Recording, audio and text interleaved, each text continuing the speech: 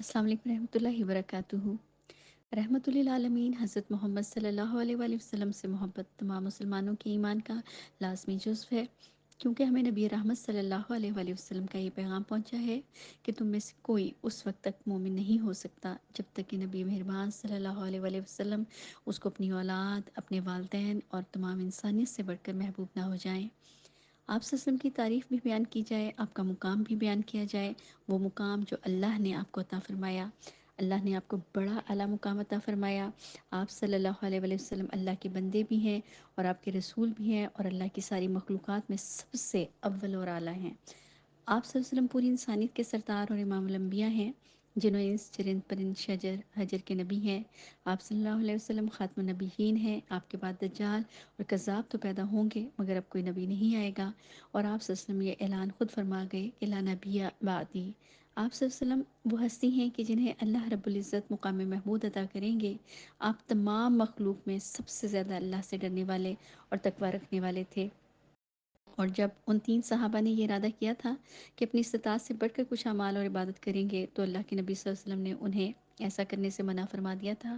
کوئی آپ صلی اللہ علیہ وسلم کی سنت سے بڑھ کر کوئی عمل کرے یا سنت میں سے کچھ گھٹا کر کوئی عمل کرے تو یہ ہرگز کامیابی کا راستہ نہیں۔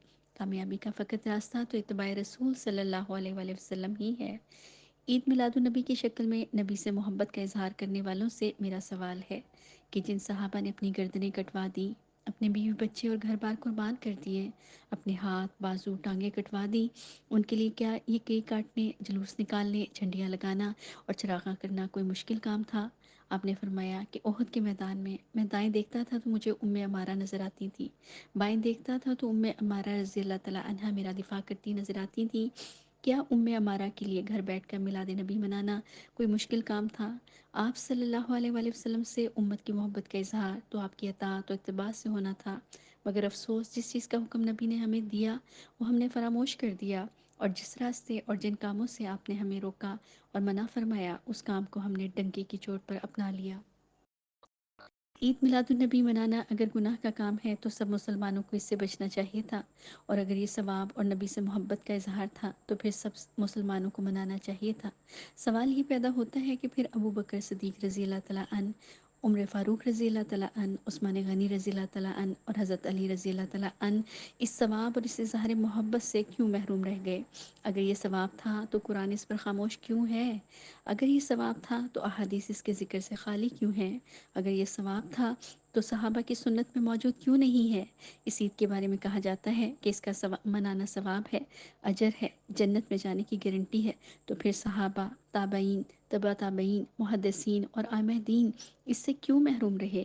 اور اس عید کی خبر کس کو ہوئی 6 صدی ہجری میں؟ اس سے قبل سارے اس خبر سے ناواقف اور نابلند کیوں رہے؟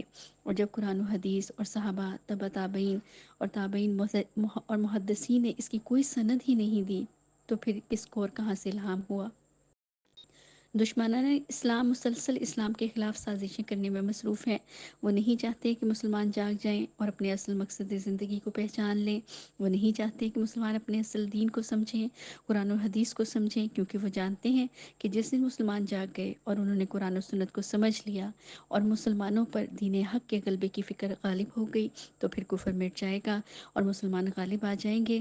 ان کو ہم لوگوں کے انفرادی طور پر نیک ہونے سے کوئی خطرہ نہیں، ہماری انفرادی نمازوں، روزوں اور عبادات سے بھی کوئی خطرہ نہیں۔ انہیں اگر خطرہ ہے تو ہمارے قرآن کے نظام کے نفاذ سے خطرہ ہے، کیونکہ وہ جانتے ہیں کہ اگر ان مسلمانوں نے قرآن کا نظام نافذ کر لیا تو ان کی گروہ بندیاں ختم ہو جائیں گی اور یہ فرقوں میں بٹے ہوئے امتی متحد ہو کر کفریہ نظام کے خلاف سیسہ پگھلائی ہوئی دیوار بن جائیں گے۔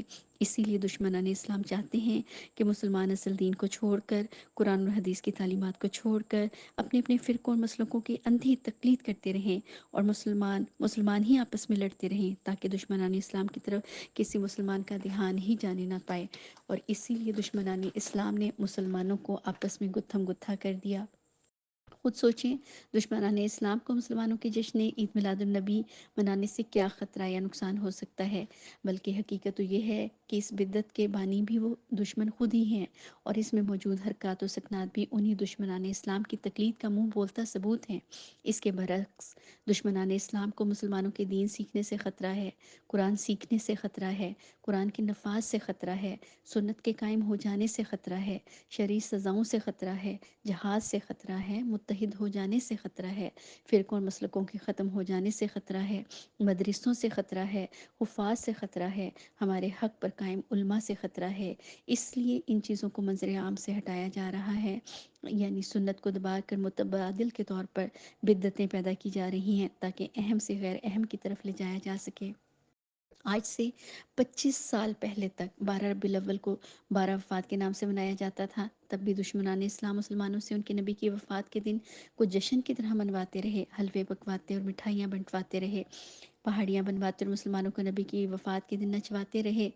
مگر پھر دشمنان اسلام کو خیال آیا کہ کہیں غافل مسلمان جاگ ہی نہ جائیں کہ وفات کے دن کو جشن کے طور پر کیوں منائیں، لہٰذا انہوں نے فوراً اس دن کا نام 12 وفات کی جگہ جشن عید میلاد النبی رکھ دیا تاکہ مسلمان غفلت میں ناشتے ہی رہیں۔ تصور کیجئے، ربیع الاول کی 12 تاریخ تھی اور آپ صلی اللہ علیہ وآلہ وسلم کی وصال کی گھڑیاں قریب تھیں۔ کیا بیت رہی ہوگی لخت جگر فاطمہ رضی اللہ تعالیٰ عنہا کے دل پر جب وہ اپنے بابا سے ملنے آئی ہوں گی اور بابا سکرات الموت کی وجہ سے ہمیشہ کی طرح فاطمہ رضی اللہ تعالیٰ عنہا کے استقبال میں کھڑے نہ ہو پائے ہوں گے۔ جب فاطمہ رضی اللہ تعالیٰ عنہا کے کان میں نبی کریم صلی اللہ علیہ وسلم نے اپنے دنیا سے رخصت ہو جانے کی خبر سنائی ہوگی۔ یہ وہ دن تھا جب فاطمہ رضی اللہ تعالیٰ عنہا، عائشہ رضی اللہ تعالیٰ عنہا غم جدائی میں رو رہی ہیں، بلال حبشی رضی اللہ تعالیٰ عنہ بے ہوش ہوئے چلے جا رہے ہیں، عمر رضی اللہ تعالیٰ عنہ نیام سے تلوار نکالے کھڑے ہیں، کوئی نہ کہے کہ اللہ کے نبی وفات پا گئے، ابوبکر صدیق رضی اللہ تعالیٰ عنہ سب کو دلاسا دے رہے ہیں، اپنے نبی کا ماتھا چوم رہے ہیں اور فرما رہے ہیں و نبیہ و صفیہ و خلیلہ، اور مسجد آ کر فرما رہے ہیں اجلس یا عمر، بیٹھ جاؤ اے عمر، من کانا یعبد محمدن فإن محمد قد مات، جو شخص محمد صلی اللہ علیہ وآلہ وسلم کی عبادت کرتا تھا وہ جان لے کہ محمد صلی اللہ علیہ وآلہ وسلم فوت ہو چکے، ومن کان یعبد اللہ ان اللہ حی لا یموت، اور جو اللہ کی عبادت کرتا تھا وہ جان لے کہ اللہ زندہ ہے اور اسے کبھی موت نہیں آئے گی، وما محمد الا رسول قد خلت من قبلہم رسول، اور محمد صلی اللہ علیہ وآلہ وسلم رسول ہی تو ہیں جیسے ان سے پہلے رسول گزرے ہیں۔ افا اماتا، اگر یہ فوت ہو جائیں یا قتل کر دیے جائیں تو کیا تم اپنے دین سے پھر جاؤ گے؟ بخاری کی حدیث ہے کہ ابو بکر صدیق رضی اللہ تعالیٰ نے فرمایا لا یجمع اللہ علیک موت، اللہ آپ صلی اللہ علیہ وآلہ وسلم پر دو موتیں اکٹھی نہیں فرمائے گا۔ حضرت انس رضی اللہ تعالیٰ عنہ فرماتے ہیں جس دن آپ کی وفات ہوئی مدینے کا تاریک ترین دن تھا، تمام امہات المومنین غم سے نڈھال تھیں۔ فاطمہ رضی اللہ تعالیٰ عنہ فرما رہی ہیں یہ غم جو آج مجھ پر ٹوٹا، سورج پر ٹوٹا ہوتا تو وہ اندھا ہو جاتا، پہاڑ پر ٹوٹا ہوتا تو پہاڑ ریزہ ریزہ ہو جاتے، افسوس صد افسوس امت محمدیہ صلی اللہ علیہ وآلہ وسلم اس دن جشن منا رہی ہے اور فتوے لگا رہی ہے کہ آج کے دن سوائے ابلیس کے سب خوشیاں منا رہے ہیں، جب اس دن خوشی نہ نبی صلی اللہ علیہ وآلہ وسلم کے گھر میں تھی، نہ صحابہ کے گھر میں تھی، نہ فاطمہ رضی اللہ تعالیٰ عنہا کے گھر میں تھی، بلکہ وہاں تو رحمت للعالمین صلی اللہ علیہ وسلم کی جدائی کا غم ہی غم تھا۔ حضرت فاطمہ رضی اللہ تعالیٰ عنہا حضرت انس رضی اللہ تعالیٰ عنہ سے پوچھتی ہیں کہ انس، تم میں اتنی ہمت کہاں سے آئی کہ تم نے اپنے ہاتھوں سے نبی صلی اللہ علیہ وآلہ وسلم پر مٹی ڈال دی؟ آپ صلی اللہ علیہ وآلہ وسلم کو نور من نور اللہ کہنے والوں جان لو کہ نور پیدا نہیں ہوا کرتا، تو پھر جان لو کہ اگر بشر ہیں تو پیدا بھی ہوئے ہیں۔ محفلیں سجانے والوں سن لو، اللہ فرماتے ہیں کہ میرے نبی کے سامنے اپنی آوازیں پست رکھو، کہیں ایسا نہ ہو کہ اللہ تمہارے سارے اعمال برباد کر دے، اور یہ لاؤڈ اسپیکرز پہ پڑھتے ہیں دم بدم پڑھو درود میرے آقا بھی ہیں یہاں موجود۔ ماننا تو ان کا یہ ہوتا ہے کہ نبی کریم صلی اللہ علیہ وسلم ان کی محفلوں میں موجود ہیں، اور بے پردگی کا یہ عالم ہوتا ہے کہ مرد و زن کا اختلاط ہوتا ہے، سجی سنوری بے پردہ بہن بیٹیاں اپنے حسن کے جلوے دکھاتی ان محافل میں موجود ہوتی ہیں، میوزک، ڈانس، ناچ، گانا اور بہت کچھ ہوتا ہے۔ کیا آداب کے یہی طریقے ہیں؟ ایک صحابی رسول صلی اللہ علیہ وسلم کی آواز قدرتی طور پر بلند تھی. انہوں نے اعمال کے ضائع ہو جانے کے ڈر سے اپنے آپ کو گھر میں قید کر لیا کہ کہیں میری آواز نبی کریم صلی اللہ علیہ وآلہ وسلم کی آواز سے بلند نہ ہو جائے. اور آج ہمارے اعمال، ہماری حرکات و سکنات نبی کریم صلی اللہ علیہ وسلم کی سنت سے بلند ہوتی دکھائی دیتی ہے. استغفر اللہ ربی من کل ذنب واتوب الیہ. جب قرآن اور حدیث کے سارے حوالے اور دلائل دے کر ان بدعتیوں سے ان کے عمل کی دلیل یا حوالہ مانگا جاتا ہے، اور جب انہیں کوئی دلیل، مستند حوالہ یا دلیل نہیں ملتی، تو یہ حوالہ بناتے ہیں ابو لہب کے لونڈی آزاد کرنے کو آپ صلی اللہ علیہ وسلم کی پیدائش کی خوشی میں. یاد رکھیے، نبی کریم صلی اللہ علیہ وسلم ہمیں جشن نہیں بلکہ مشن دے کر گئے ہیں. قولوا لا الہ الا اللہ کا مشن. ولادت کے دن سے اختلاف نہ ابو جہل کو تھا، نہ ابو لہب کو تھا، نہ مشرکین مکہ کو تھا، نہ عتبہ شیبہ کو تھا، طائف کے کافروں کو بھی نہ تھا، مدینہ کے منافقوں کو بھی نہ تھا.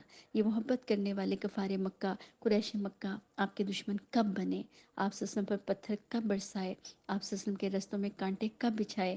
ساحر اور جادوگر کب کہا؟ جب آپ صلی اللہ علیہ وآلہ وسلم نے فرمایا قولوا لا الہ الا اللہ.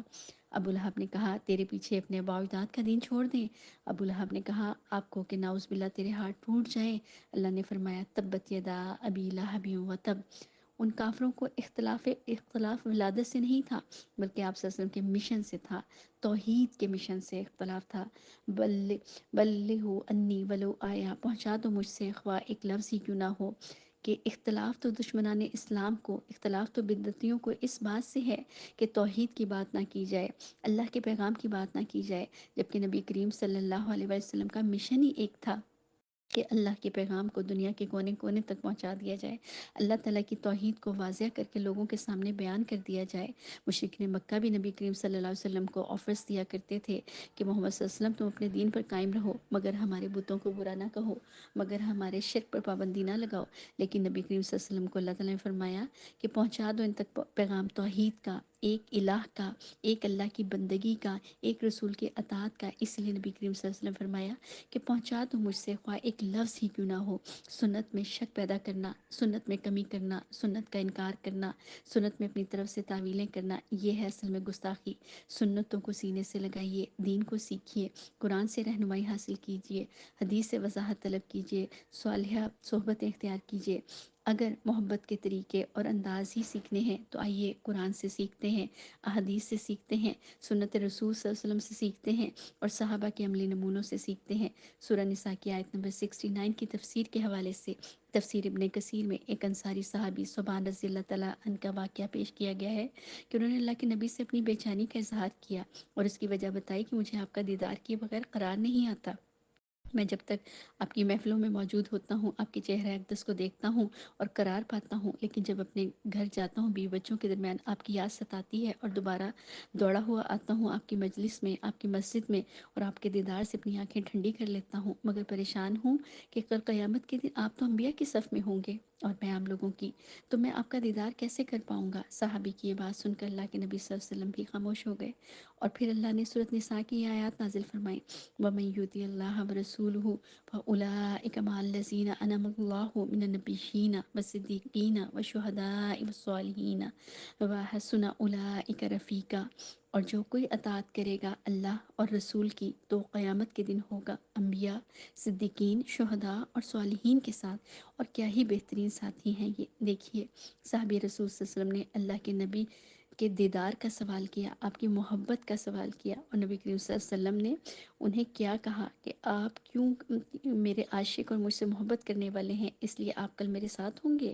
آپ نہیں، بلکہ اللہ کے نبی صلی اللہ علیہ وسلم نے قیامت تک آنے والے انسانوں کو اصول بتا دیا کہ جو بھی اللہ کے نبی سے محبت کا دعوے دار ہے اسے اپنی محبت کا ثبوت پیش کرنا ہوگا اللہ اور اس کے رسول کے اطاعت کے ذریعے. حضرت معاذ بن جبل رضی اللہ تعالیٰ عنہ کو اللہ کے نبی نے مدینہ سے یمن کسی مہم پر روانہ کرتے وقت فرمایا معاذ ہو سکتا ہے کہ جب تم اگلے سال واپس آؤ تو تمہارا گزر میری مسجد اور میری قبر سے تو ہو مگر مجھے تم نہ پاؤ. یہ بات سن کر نبی رحمت صلی اللہ علیہ وسلم کی زبان مبارک سے معاذ رضی اللہ تعالیٰ عنہ چیخ کر رونے لگے. آپ نے فرمایا معاذ تم مجھ سے دور جا رہے ہو، لہٰذا میرا آخری جملہ سنتے جاؤ.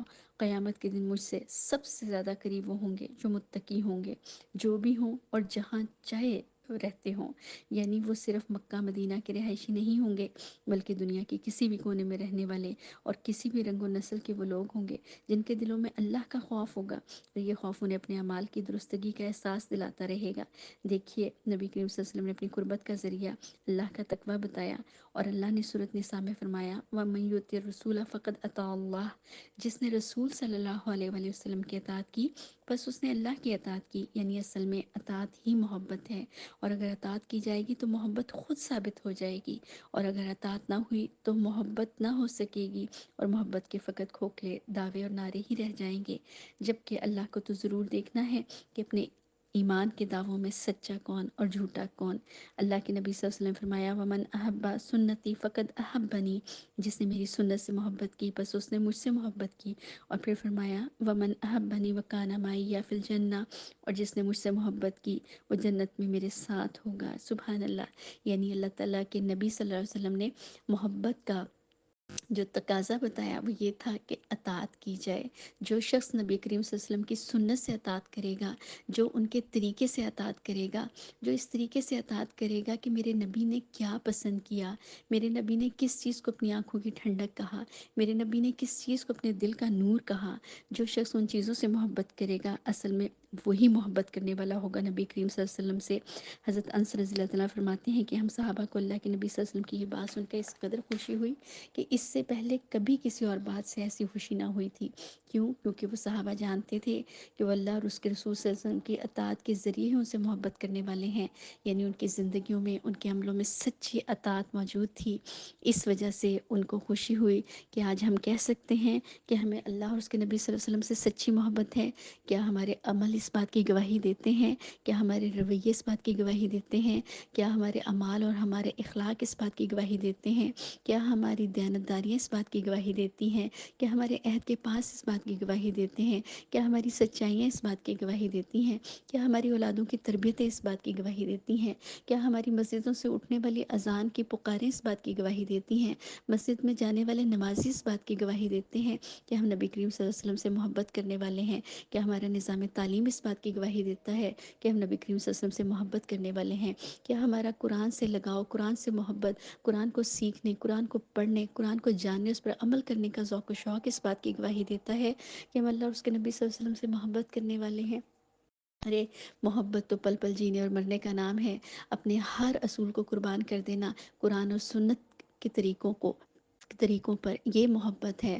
اپنی زندگی کی ہر خواہش کو قربان کر دینا دین کے طریقوں کے لیے، یہ محبت ہے۔